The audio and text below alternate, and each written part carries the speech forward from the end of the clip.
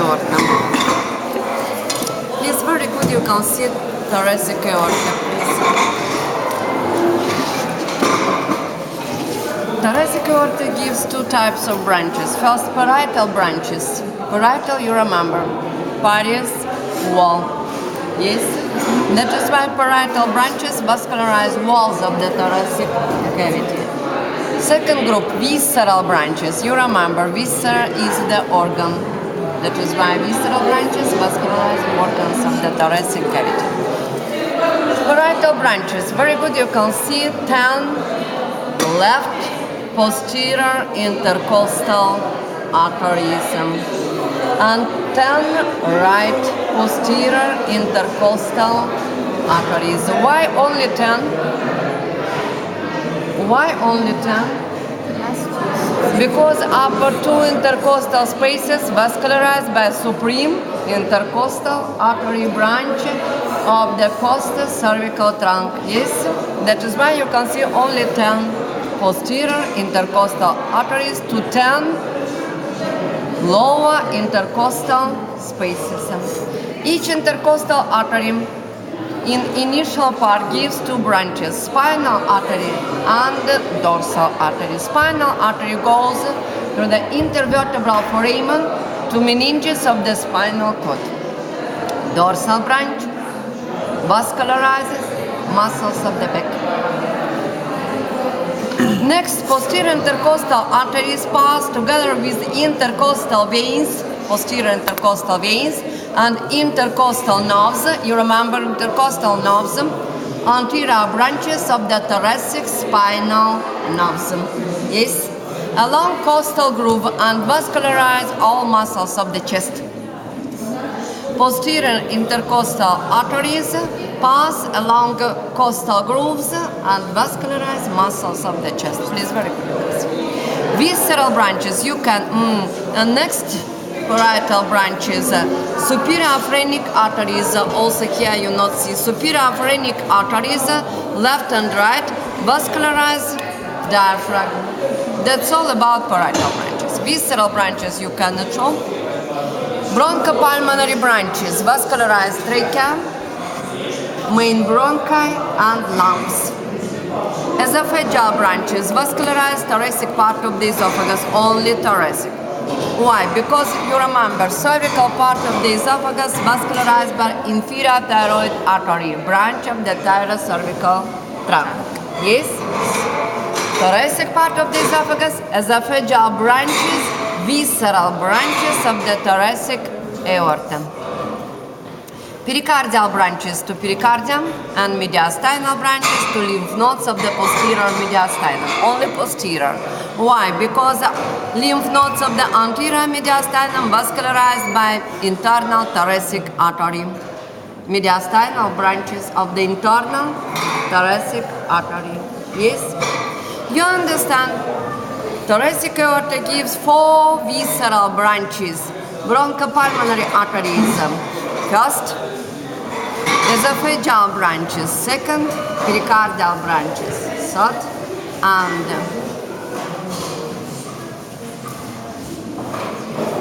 mediastinal branches for the lymph nodes of the posterior mediastinum.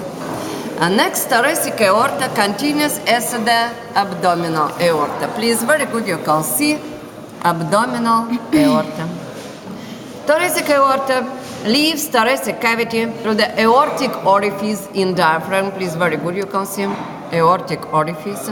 You remember this orifice contains fibrous ring. Yes, fibrous ring. It prevents from pressure aorta function of this fibrous ring. Very good, you can see fibrous ring. And the abdominal aorta also gives parietal branches and visceral, but visceral divides into two, unpaired and paired. Please, first unpaired visceral branches of the abdominal aorta. Very good, you can see. Celiac trunk arises from abdominal aorta at the level of the 12th thoracic vertebra. Superior mesenteric artery at the level of the first lumbar vertebra arises, and inferior mesenteric artery arises at the level of the third lumbar vertebra. Please, celiac trunk, superior mesenteric artery, inferior mesenteric artery. First, celiac trunk. Celiac trunk gives the following branches. First, left gastric artery. Very good, you can see. It goes to lesser curvature of the stomach. It also gives esophageal branch to abdominal part of the esophagus. You understand? Cervical part of the esophagus, inferior thyroid artery. Thoracic part of the esophagus, esophageal branches, visceral branches of the thoracic aorta. Abdominal part of the esophagus, esophageal branches of the left gastric artery from celiac trunk.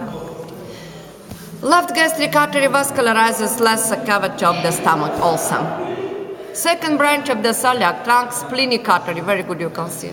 Next, you can see this artery by point. Why? Because it goes behind the stomach along superior border of the pancreas, and here it gives many pancreatic branches to pancreas, and left gastroepiploic artery, which goes to greater curvature of the stomach, vascularizes greater curvature and greater omentum also. Next, splenic artery enters the hilum of the spleen and vascularizes spleen. You understand? Splenic artery vascularizes pancreas, pancreatic branches, greater curvature of the stomach and greater omentum, left gastroepiploic artery and spleen. To right side, common hepatic artery.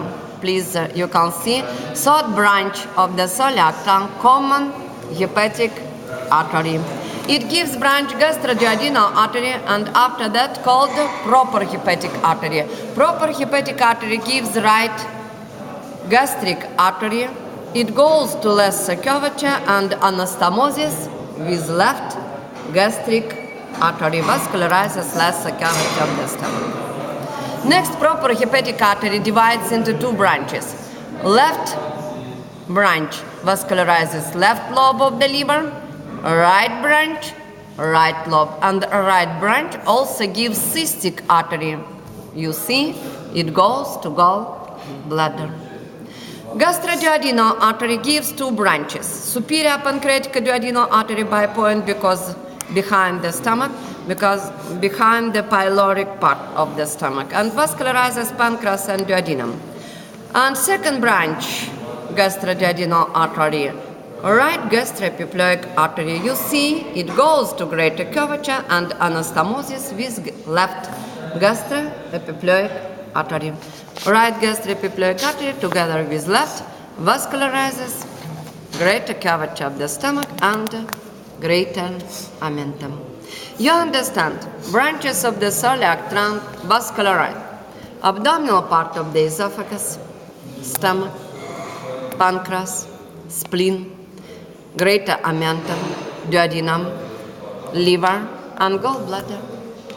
Please, very good, you can see.